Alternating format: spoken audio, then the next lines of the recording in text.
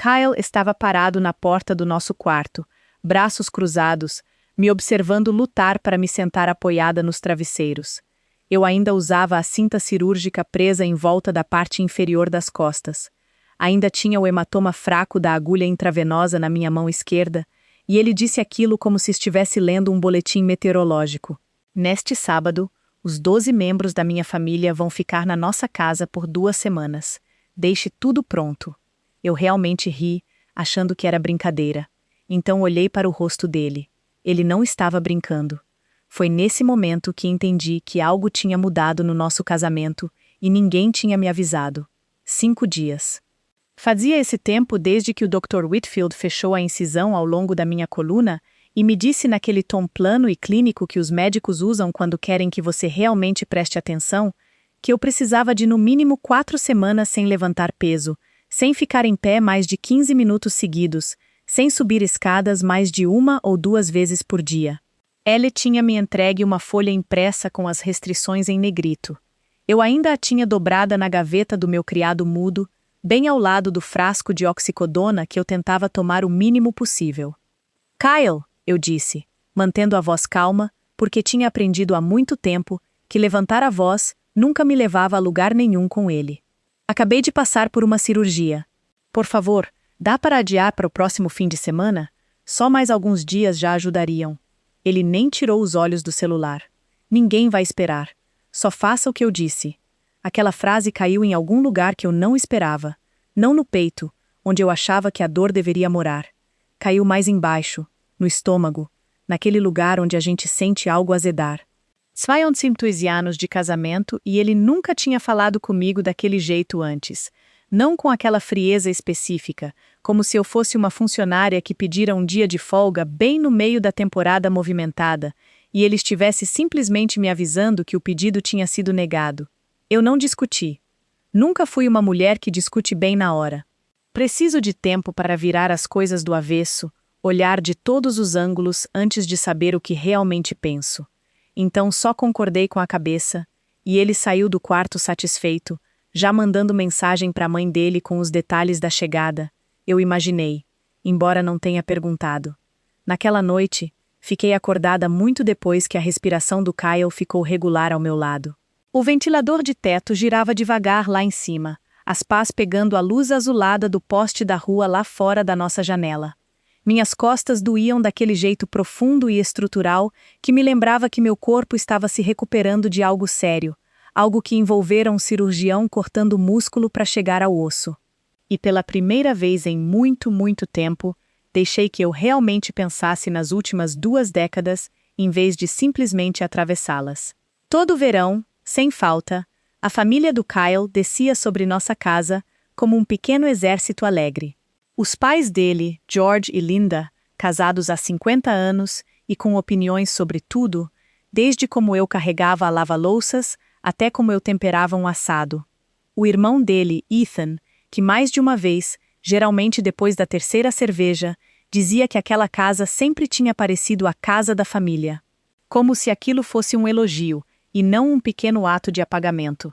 A esposa do Ethan e os 2 adolescentes deles, a irmã mais nova do Kyle e o marido dela, o filho pequeno deles, que era, admito, adorável, mas que também significava que eu passava 2 semanas cortando uvas em 4 pedaços e limpando cadeirões.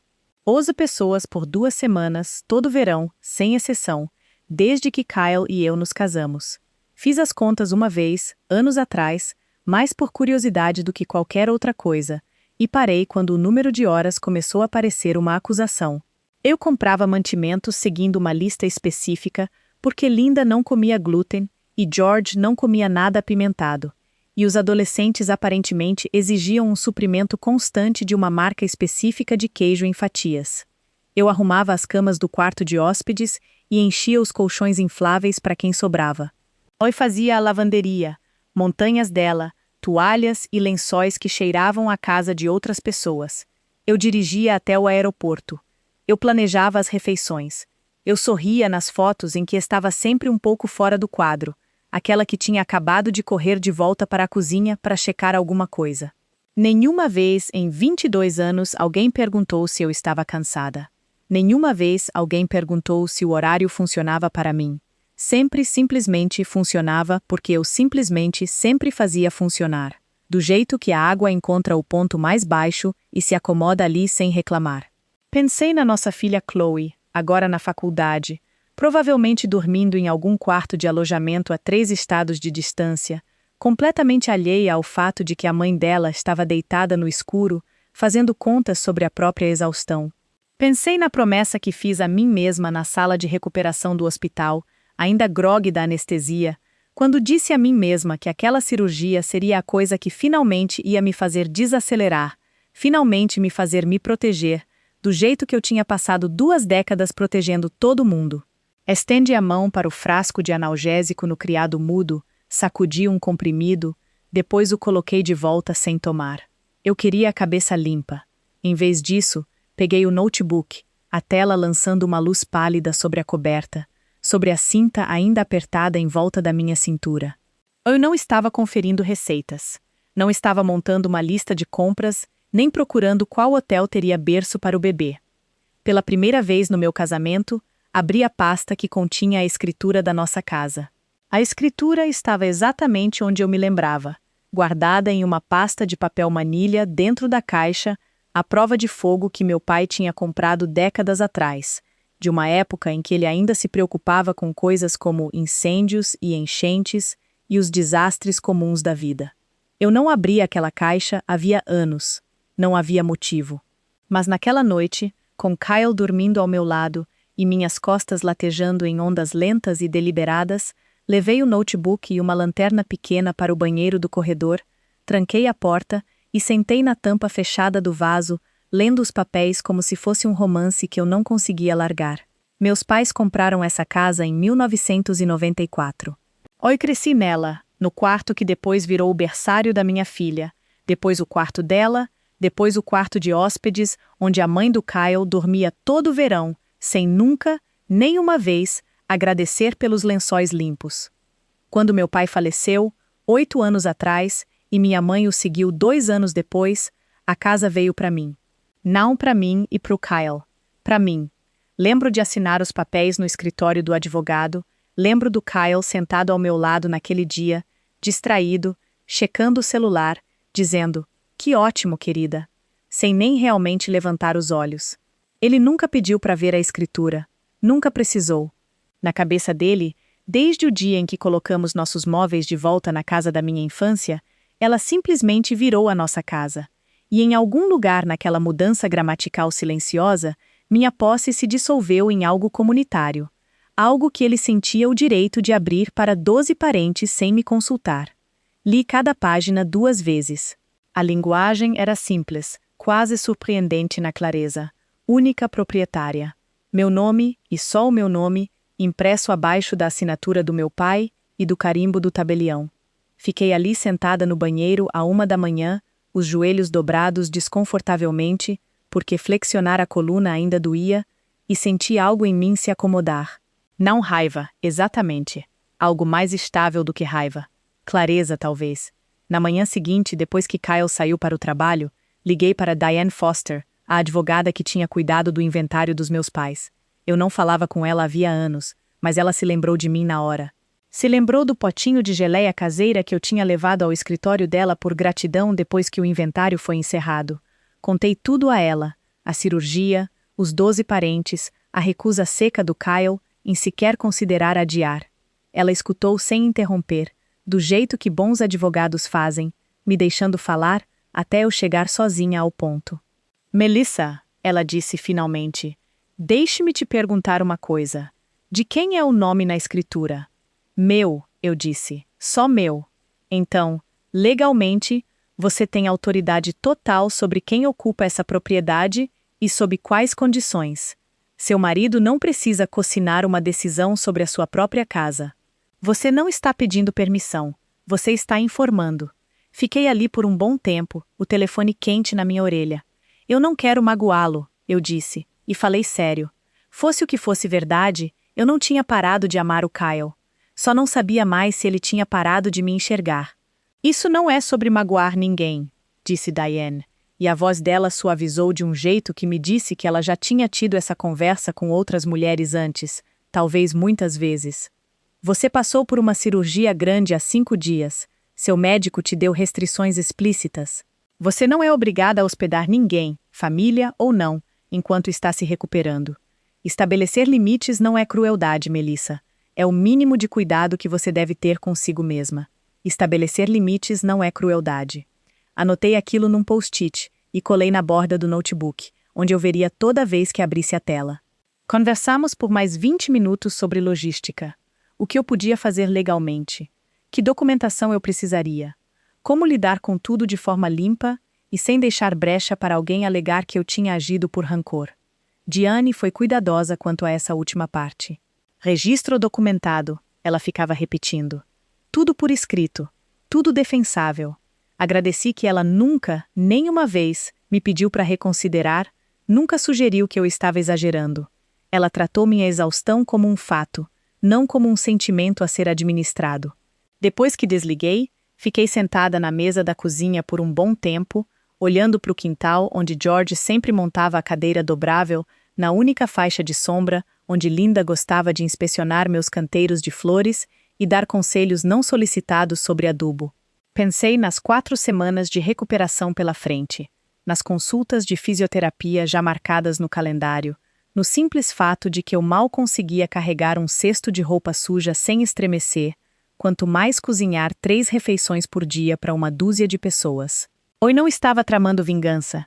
Quero ser honesta quanto a isso, porque seria fácil contar essa história como se eu estivesse ali, arquitetando tudo, esfregando as mãos como alguma vilã de desenho animado. Não era nada disso. Eu estava cansada e com medo dos limites do meu próprio corpo, talvez pela primeira vez na minha vida adulta, e estava começando a entender, devagar, que a casa em que eu cresci, a casa que meu pai tinha me deixado, não precisava ser um lugar onde eu desaparecia em serviço todo o verão. Abri um documento novo no notebook e comecei a fazer uma lista. Não uma lista de compras, não um cronograma de limpeza, um plano. Na quinta-feira, eu já tinha 3 ligações agendadas e fiz cada uma delas do sossego do meu carro, estacionado no estacionamento da farmácia, a 3 quilômetros de casa. Meu banco reclinado o suficiente para tirar a pressão da parte inferior das minhas costas. Eu não queria que Kyle passasse e ouvisse. Não porque eu estivesse escondendo algo ilegal, Diane tinha deixado bem claro que tudo o que eu estava prestes a fazer estava totalmente dentro dos meus direitos, mas porque eu precisava terminar de montar aquilo antes que ele tivesse chance de me convencer do contrário do jeito que sempre conseguia, com aquele tom particular que ele usava quando queria alguma coisa, e tinha decidido que minha resistência era só uma formalidade a ser esperada até passar. A primeira ligação foi para uma empresa chamada Buckeye Restoration, uma empresa de reforma de interiores que cuidava de tudo, desde danos causados por água até reformas completas. Eu disse à mulher no telefone, uma pessoa ágil e eficiente chamada Patrícia, que eu precisava de uma avaliação completa do interior e um orçamento de restauração, piso, pintura, algum trabalho de drywall no corredor de cima, onde uma mancha antiga de água nunca tinha sido devidamente tratada. Tudo verdade, aliás. Eu vinha pretendendo consertar aquela mancha havia 2 anos. Patrícia disse que podia mandar uma equipe de 3 pessoas no sábado de manhã, bem cedo, e que o trabalho provavelmente levaria 2 semanas dado o escopo. 2 semanas. Senti algo no peito relaxar um pouco com aquelas palavras. A segunda ligação foi para uma empresa de aquecimento e refrigeração, para uma inspeção emergencial do sistema de ar-condicionado central, que na verdade vinha fazendo um barulho estranho de chocalho havia cerca de 1 mês. Eu também não estava mentindo sobre isso. Eu estava simplesmente escolhendo, pela primeira vez no meu casamento, priorizar as necessidades reais da minha própria casa, em vez da minha própria exaustão, a serviço do conforto de todo mundo. A terceira ligação foi para uma empresa de pintura que Diane tinha recomendado, uma que ela disse ser confiável quanto a honrar os termos do contrato, incluindo a cláusula padrão sobre ocupação durante o trabalho ativo. Nenhum morador no local durante a pintura interna e o acabamento do piso, por questões de segurança e responsabilidade civil. Aquela cláusula era o ponto principal. Pedi que a lessem para mim 2 vezes. No sábado de manhã, As 3 equipes estavam agendadas para chegar entre 8 e 9 horas. Eu já tinha contatado minha seguradora, que confirmou que, dentro do meu plano de recuperação, eu me qualificava para uma estadia de curto prazo num complexo de apartamentos de reabilitação a cerca de 15 minutos de casa, um lugar com barras de apoio no banheiro, um layout de um único nível e uma enfermeira que fazia checagens de bem-estar 2 vezes por semana. Eu não tinha mencionado essa opção ao Kyle porque ele não tinha perguntado. Nenhuma vez em 5 dias ele perguntou onde eu de fato planejava me recuperar enquanto hospedava 12 pessoas. Fiz a mala na sexta-feira à noite enquanto Kyle estava na casa do irmão dele, presumivelmente finalizando a logística da chegada. Me move devagar, a cinta rangendo baixinho a cada movimento, dobrando roupas suficientes para 2 semanas. Meus remédios, a pasta com as instruções pós-cirúrgicas, meu notebook, a foto emoldurada dos meus pais que ficava na nossa cômoda havia anos. Deixei um bilhete no balcão da cozinha, nada dramático, só factual. Fui para uma moradia de recuperação por ordens médicas. A casa está fechada para obra de reforma agendada a partir de sábado. Os empreiteiros têm as chaves. Por favor, não atrapalhem o cronograma deles. É uma questão de responsabilidade civil com o seguro. Dirigi sozinha até o apartamento de reabilitação na sexta à noite, estremecendo cada vez que passava por um buraco na estrada, e dormi melhor do que tinha dormido nos últimos 5 dias. No sábado de manhã eu não estava lá para ver, mas Kyle me contou depois, em pedaços, nas semanas seguintes, e eu fui costurando o relato a partir do que ele, e eventualmente Linda, admitiram. 3 SUVs entraram na nossa garagem por volta das 10 horas daquela manhã, cheios de malas, coolers, cadeiras dobráveis de praia, um cooler especificamente para os frutos do mar que a esposa do Ethan insistia em trazer todo ano. 12 pessoas se derramaram para o gramado, já conversando animadamente sobre quem dormiria onde. E ali, coladas na porta da frente na altura dos olhos, havia 2 placas impressas, laminadas, para não enrolarem com a umidade. Casa fechada para reforma. Sem ocupação, até novo aviso. Conforme exigências do empreiteiro e do seguro. Atrás das placas, pelas janelas da frente, dava para ver a equipe já lá dentro. Um homem de macacão lixando o piso do corredor. Plástico cobrindo os móveis da sala. O cheiro químico inconfundível de primer já vazando pela porta com tela. Kyle depois admitiu que tinha tentado, inutilmente, forçar a porta. Kyle ficou na varanda, segundo Linda, pelo que ela descreveu como um tempo muito longo, só encarando a placa como se ela pudesse se reorganizar em algo que fizesse sentido. O capataz da equipe da Patrícia veio até a porta, educado mas firme, e explicou que a propriedade estava sob um contrato de serviço ativo que proibia a ocupação durante a obra. Protocolo padrão de responsabilidade civil. Nada pessoal, senhor. É só política da empresa e os termos do contrato. Kyle me ligou 4 vezes antes mesmo de eu ligar meu celular de volta. Quando finalmente liguei, sentada na beirada da cama estreita no meu apartamento de reabilitação, vi as notificações de chamadas perdidas se acumularem na tela, uma atrás da outra, como algo se formando numa onda. Não me senti triunfante. Senti, principalmente, uma calma estranha e desconhecida, aquela quietude particular de uma mulher que, pela primeira vez em 2 décadas, tomou uma decisão inteiramente para si mesma e está se preparando suavemente para o que vem a seguir. Deixei a 4ª ligação do Kyle cair na caixa postal antes de finalmente atender na 5ª. A voz dele veio afiada e cortante. Nada da suavidade que ele normalmente carregava como uma segunda pele. O que você fez? Sem cumprimento, sem... Como você está se sentindo? Só isso, como uma acusação jogada na mesa entre nós. Mantive a voz firme, do jeito que eu tinha praticado na cabeça mais de uma vez nos últimos dias. Exatamente o que meu cirurgião pediu que eu fizesse, Kyle. Estou me recuperando de uma cirurgia grande. Não posso hospedar 12 pessoas agora. Eu te disse isso. Você disse que ninguém ia esperar.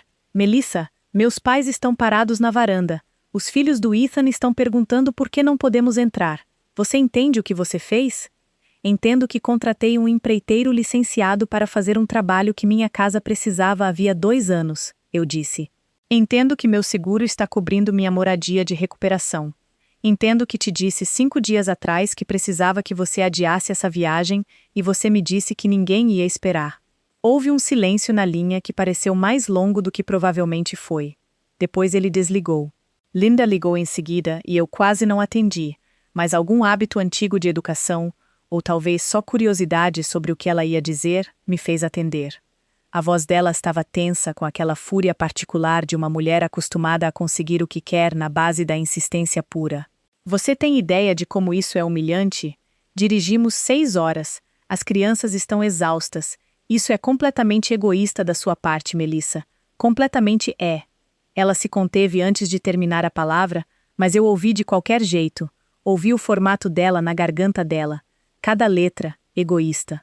Como se uma mulher, a 5 dias de uma cirurgia na coluna, pedindo para não hospedar uma casa cheia de parentes, fosse o auge do egoísmo, e não os anos que ela tinha passado aceitando meu trabalho como se fosse simplesmente clima, simplesmente algo que acontecia, em vez de algo que eu fazia.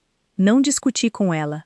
Aprendi ao longo de 2 décadas que discutir com Linda era como tentar segurar água nas mãos. Quanto mais você apertava, mais rápido ela escorria por entre os dedos. Em vez disso, mandei uma foto dos meus papéis de alta hospitalar, as restrições do cirurgião impressas em negrito no rodapé. Sem levantar mais de 4,5 quilos, sem ficar em pé por mais de 15 minutos, mínimo de 4 semanas de recuperação. Depois mandei simplesmente, é por isso, espero que todos encontrem acomodações confortáveis. E virei o celular de cara para baixo no criado mudo, e não olhei de novo pelo resto do dia. A mensagem de voz do George chegou mais tarde naquela noite, o tom dele ecoando mesmo pelo alto-falante fraco do telefone. Algo sobre como eu tinha feito a família inteira parecer ridícula, como uma esposa não simplesmente desaparece quando o marido precisa dela. Ouvi uma vez, depois apaguei, e percebi que minhas mãos nem estavam tremendo. Eu esperava me sentir abalada. Em vez disso, me senti como alguém que finalmente largou um móvel que carregava havia tanto tempo que tinha esquecido que os braços podiam doer de outra coisa que não fosse aquele peso específico. Kyle, enquanto isso, estava navegando por uma crise que eu tinha administrado silenciosamente por 22 verões, sem ele nunca perceber a engrenagem por trás dela. 12 pessoas precisavam de um lugar para dormir, e não havia nada disponível no Reasonable Inn da Rota 9. Aparentemente havia um casamento naquele fim de semana, então ele acabou reservando quartos no Marriott perto da rodovia, 2 horas antes mesmo do check-in abrir, a uma tarifa que depois descobri, na única vez em que ele cometeu o erro de reclamar do valor ao alcance dos ouvidos do Ethan, chegou a quase $4.000 pelas 2 semanas completas, sem contar as refeições. Ouvi, através dos fragmentos que Kyle deixou escapar nos dias seguintes, como a semana se desenrolou para ele. Foi ele quem teve que descobrir às 9 horas da noite o que uma família de 12 pessoas queria de jantar, só para descobrir que George não gostava do restaurante italiano que Kyle tinha escolhido, e o estômago da Linda não aguentava o restaurante mexicano que Ethan sugeriu como meio termo. E o filho pequeno precisava de uma marca específica de bolacha que não era vendida na loja de conveniência do posto de gasolina, onde Kyle acabou exausto às 22 horas. Foi ele quem levou os pais dele à farmácia buscar o remédio de pressão do George, que tinham esquecido, e levou os adolescentes do Ethan ao outlet porque estavam entediados, e atendeu uma dúzia de pequenos pedidos que costumavam simplesmente se resolver sozinhos, antes mesmo de ele os notar como pedidos, porque eu sempre os resolvia primeiro. Eu não estava lá para ver nada daquilo, mas conseguia imaginar com uma clareza incômoda, porque eu mesma tinha vivido aquilo por 22 verões, invisível e sem agradecimento. Havia algo quase meditativo em não ser eu a resolver dessa vez.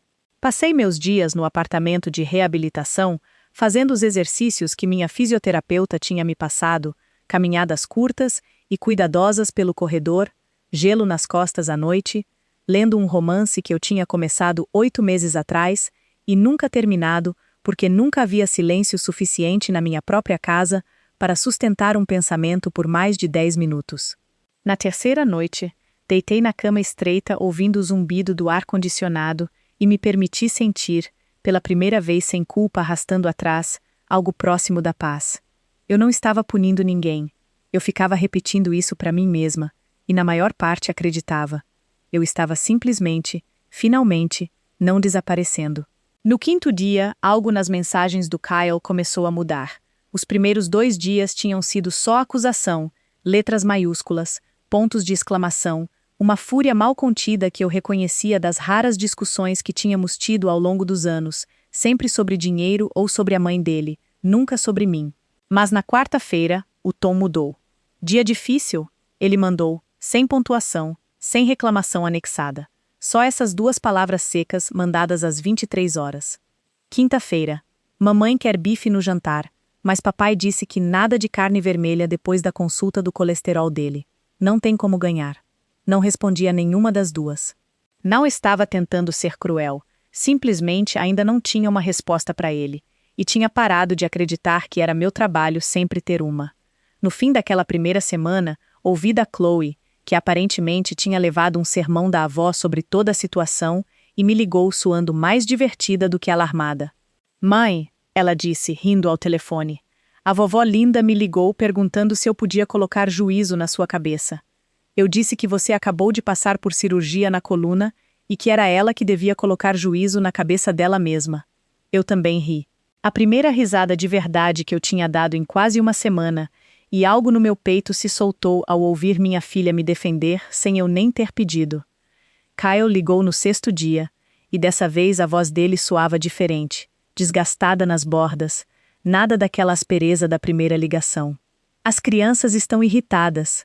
Mamãe está reclamando que os travesseiros do hotel são duros demais. Papai quer saber por que não podemos simplesmente ficar na casa do Ethan, e o Ethan diz que a casa dele não é grande o suficiente. O que, Melissa, não é grande o suficiente nem para 4 pessoas, quanto mais 12, mas de alguma forma, a nossa casa sempre devia ser. Ele se interrompeu como se estivesse surpreso consigo mesmo por dizer aquilo em voz alta. Tenho feito as compras todo dia de manhã. A Linda tem opinião sobre literalmente cada item. Eu não sabia o quanto. Ele não terminou a frase, e eu não terminei por ele. Foi nesse momento que abri a planilha que eu vinha mantendo havia 15 anos. Quero explicar o que era aquela planilha, porque ela não nasceu do rancor, não originalmente. Comecei a fazê-la lá quando Chloe estava no ensino fundamental, principalmente para acompanhar nosso orçamento doméstico, custos de mercado, contas de utilidades, a contabilidade comum de uma família tentando poupar para o fundo universitário de uma filha. Mas em algum momento, sem realmente pretender, comecei a registrar as visitas de verão também. Não por nenhum grande plano, só o mesmo instinto que me fazia guardar recibos de tudo o mais. Compras durante as visitas de 2 semanas, sempre visivelmente mais altas do que nossas semanas normais. O pico nas contas de água e luz todo mês de julho. O custo dos colchões infláveis que substituímos 2 vezes porque os adolescentes os furaram. O colchão novo do quarto de hóspedes depois que o problema nas costas do George exigiu algo mais firme. O carro alugado que pagamos 1 ano quando a transmissão do carro do Ethan quebrou no meio da visita, e ele só precisava de uma ajudinha para se recuperar. As passagens aéreas que discretamente pagamos para Linda e George 3 vezes separadas, quando a conta de aposentadoria deles, como George dizia, estava meio apertada naquele ano. Sentei na mesinha da cozinha do meu apartamento de reabilitação e somei tudo devagar, com cuidado, do jeito que você contaria algo que vinha evitando contar havia muito tempo. O número que apareceu no final da coluna me fez recuar na cadeira. $185.412 em 22 anos. Mercado, utilidades, reparos, colchões, o carro alugado, as passagens aéreas, as infinitas pequenas concessões que nunca, nenhuma vez, foram retribuídas, nunca sequer reconhecidas como um custo em vez de uma obrigação. Não chorei, embora achasse que fosse chorar. Em vez disso, senti algo mais frio e mais claro se instalar em mim. A mesma sensação que imagino que um cirurgião deve sentir estudando uma radiografia antes de uma operação. Não raiva exatamente, mas um tipo de clareza precisa e sem emoção sobre o formato do problema à sua frente. Pensei na voz do Kyle no telefone naquela tarde, desgastada depois de menos de uma semana, fazendo o que eu tinha feito por 2 décadas sem reclamar. Pensei em como rapidamente a história da família sobre mim, egoísta, ingrata, difícil, se montou no momento em que parei de absorver o custo do conforto deles. Ninguém tinha perguntado o que aquilo me custava. Ninguém tinha perguntado, nem uma vez em 22 anos, se eu estava cansada, se eu estava bem, se eu queria um verão que não girasse em torno de servir. Fechei o notebook e, pela primeira vez desde que tudo isso começou, comecei a pensar não em me defender, mas em ser vista. Não pela raiva, pela evidência. Existe um tipo particular de quietude que uma pessoa carrega quando decide finalmente parar de se explicar e simplesmente mostrar as contas. Passei os dias finais das minhas 2 semanas preparando algo que eu nunca tinha feito na vida, uma apresentação sobre o meu próprio casamento.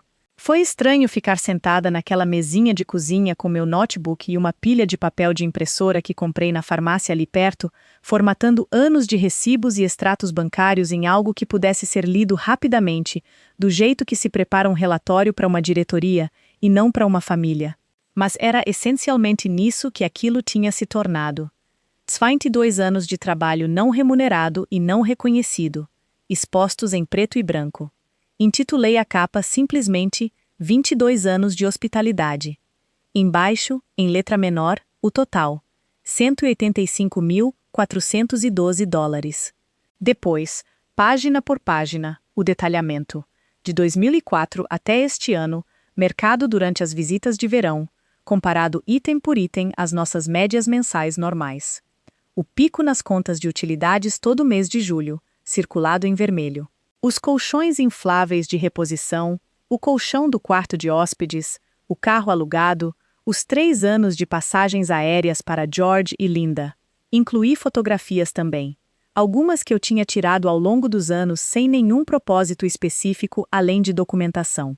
Linda na cozinha que eu tinha abastecido. George dormindo na poltrona reclinável que eu comprei especificamente porque as costas dele precisavam do apoio. Os próprios recibos, digitalizados e datados, inegáveis. Liguei para o Kyle, no que teria sido o último dia da visita, e pedi que ele reunisse todo mundo na casa naquela noite. A equipe da reforma tinha terminado 2 dias antes do previsto. Os pisos reluzentes, a parede do corredor finalmente livre da mancha de água, o ar-condicionado funcionando silencioso e regular pela primeira vez em meses. Ele concordou, suando cauteloso, talvez até aliviado por eu finalmente estar me engajando de novo, depois de 2 semanas de quase silêncio.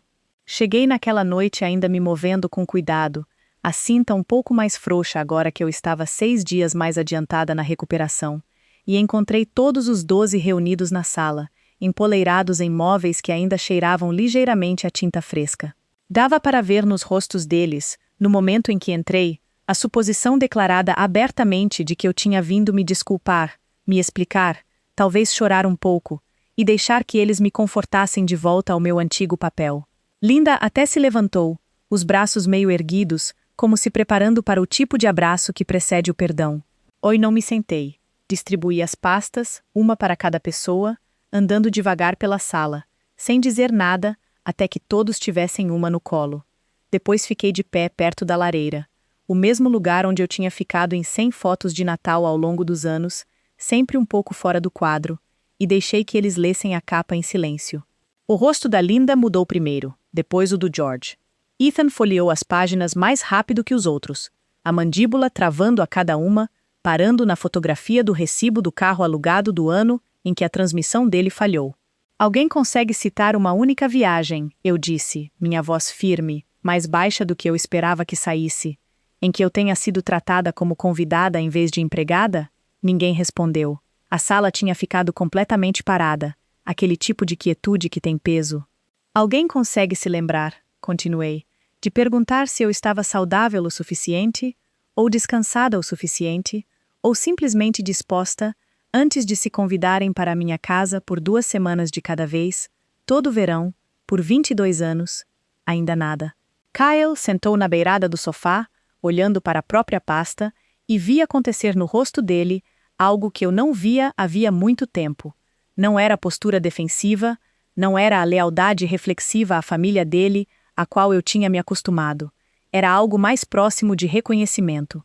Não estou pedindo dinheiro de volta, eu disse, e falei sério. Não tenho interesse em ser reembolsada. Guardei isso porque, em algum momento, parei de conseguir confiar no meu próprio senso do que era justo. Precisava ver escrito para acreditar eu mesma. Olhei para Linda especificamente, porque acho que alguma parte de mim precisava que ela, entre todos, entendesse. Eu amei ter essa família na minha vida. Nunca, nenhuma vez, amei ser invisível na minha própria casa. George pigarreou como se fosse dizer algo, mas nada saiu. Ethan fechou a pasta e a colocou na mesinha de centro, as orelhas vermelhas. Linda sentou de volta devagar, a pasta ainda aberta no colo dela, na fotografia dela mesma na minha cozinha, e pela primeira vez, desde que eu a conhecia, ela parecia menos uma mulher preparando um argumento e mais uma mulher enfrentando uma prestação de contas que não esperava encarar. Não esperei por um pedido de desculpas naquela noite. Não achei que fosse chegar, ainda não, e eu tinha parado de precisar que chegasse em algum cronograma específico. Simplesmente juntei minhas coisas, disse ao Kyle que o veria em casa assim que o cheiro de tinta saísse do quarto de hóspedes, e dirigi de volta para o apartamento de reabilitação por mais uma noite. A pasta com meu próprio trabalho finalmente nas mãos de outra pessoa, e não nas minhas. Voltei para casa 11 dias depois de tê-la deixado, andando por cômodos que cheiravam ligeiramente a tinta fresca, em vez do caos habitual de uma visita de família chegando ao fim. O piso do corredor reluzia sob o verniz novo. O ar-condicionado zumbia uniforme, sem mais chocalhar. Foi estranhamente como entrar numa versão da minha própria casa que estivera me esperando o tempo todo, logo abaixo da versão em que eu vinha vivendo havia 22 anos. Kyle e eu não tivemos nenhuma grande conversa dramática naquela primeira noite. Não é assim que a reparação de verdade funciona.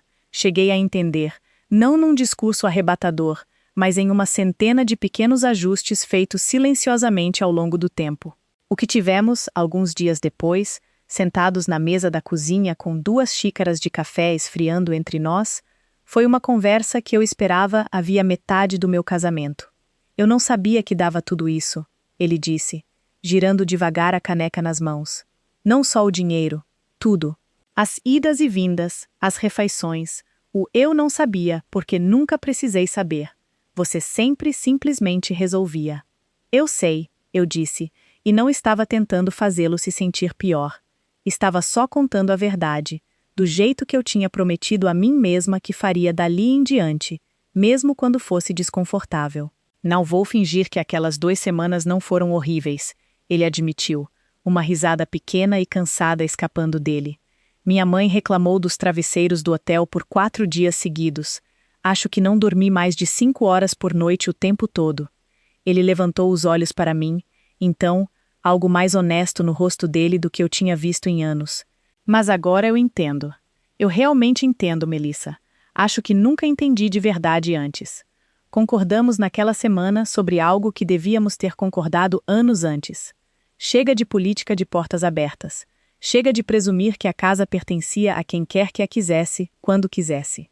Qualquer visita futura da família dele, ou da minha, embora o meu lado sempre tivesse sido menor, mais tranquilo, mais fácil, exigiria a concordância de nós 2 com antecedência e viria com expectativas claras. Os convidados ajudariam nas compras. Os convidados limpariam depois de si mesmos. Os convidados não me tratariam como empregada só porque eu por acaso sabia onde tudo ficava guardado. O verdadeiro teste veio cerca de 6 semanas depois, num jantar de família menor. Só os pais do Kyle dessa vez, convidados devidamente, com 2 semanas de antecedência e uma conversa explícita antes sobre como seria a visita. George chegou rígido e formal, claramente ainda ressentido com a pasta que eu tinha entregue a ele, e fez questão de elogiar o corredor reformado num tom que sugeria que ele estava se esforçando muito para achar algo seguro a dizer. Linda, por sua vez, trouxe uma travessa de caçarola, algo que ela nunca tinha feito uma vez sequer em 22 anos de visitas, e a colocou no balcão com uma espécie de cuidado deliberado, como quem faz uma oferenda. No meio do jantar, Ethan ligou para o celular do Kyle. Ele não tinha sido convidado dessa vez, algo que Kyle e eu tínhamos discutido e decidido juntos, e ouvi a voz do Kyle mudar para algo mais firme do que eu estava acostumada a ouvi-lo usar com o irmão. Não, Ethan, não dessa vez. Vamos manter pequeno. Você é bem-vindo para visitar, mas vai precisar planejar com a gente com antecedência, igual todo mundo. Levantei os olhos do fogão, surpresa, e encontrei o Kyle me observando, checando, acho, se tinha dito a coisa certa. Concordei levemente com a cabeça, e ele concordou de volta. Mais tarde naquela noite, depois que os pais dele foram embora, George parou na porta e disse, meio ríspido, sem me olhar direito, a casa está bonita. O piso. Não foi um pedido de desculpas, nem chegou perto de ser um, mas foi George Roberts reconhecendo em voz alta algo que antes ele teria considerado abaixo dele notar, e decidi deixar que isso fosse suficiente por enquanto. Foi o Kyle, porém, quem mais me surpreendeu. Algumas noites depois, estávamos na cozinha, e eu ouvi ele ao telefone com o pai dele, a voz calma, mas inconfundivelmente firme. Pai, preciso que você entenda uma coisa. Essa também é a casa da Melissa, se formos ser precisos. Era a casa dela antes de ser minha. Eu devia ter lembrado disso anos atrás, e não lembrei, e isso é problema meu, não dela. Houve uma pausa, a voz do George ressoando indistinta do outro lado, e então Kyle disse simplesmente, não vou discutir isso de novo, é assim que vai ser. Fiquei parada na porta com um pano de prato nas mãos, ouvindo meu marido me defender diante do pai dele, pela que talvez tenha sido a primeira vez em todo o nosso casamento, e senti algo se acomodar no meu peito que estava desacomodado havia mais tempo do que eu tinha percebido. Os meses passaram, o outono chegou, e com ele os ritmos comuns da nossa vida. Chloe em casa por um longo fim de semana, as folhas mudando de cor ao longo da nossa rua, minhas costas finalmente totalmente curadas, a cinta havia muito guardada no armário. Então, numa terça-feira à noite de outubro, meu celular tocou, e era Linda. Quase não atendi, mais por hábito antigo do que qualquer outra coisa, mas atendi, e a voz dela, quando veio, era diferente do que eu esperava, menor, quase hesitante, nada parecida com o tom autoritário que eu conhecia havia 2 décadas. Melissa, ela disse. Eu estava pensando, será que o próximo sábado seria um bom momento para visitar, só à tarde? Eu ligaria antes, claro, e traria algo para o almoço, se estiver tudo bem para você. Sorri, sozinha na cozinha, a luz dourada do fim de tarde, entrando pela janela acima da pia. Não foi um pedido de desculpas. Linda Roberts, ou suspeitava, nunca conseguiria de fato pronunciar as palavras em si, mas foi algo que eu esperei 22 anos para ouvir. Uma mulher que uma vez tratou minha casa como um direito de nascença, agora perguntando gentilmente, humildemente, se poderia ter permissão para bater à porta. Sábado seria ótimo, Linda, eu disse. Te vejo lá. Se você já se sentiu invisível na sua própria casa, se já deu tanto de si mesma que as pessoas esqueceram de perguntar se ainda sobrava alguma coisa para você dar, espero que essa história tenha lembrado você de que nunca é tarde demais para ser vista. Oi, adoraria saber onde essa história te encontrou hoje à noite. Deixe um comentário abaixo e me conte de qual cidade você está assistindo. Eu leio todos, um por um. Temos novas histórias como essa esperando por você todos os dias. Então, se inscreva agora, para nunca perder um momento como este. Vamos continuar essa jornada juntos.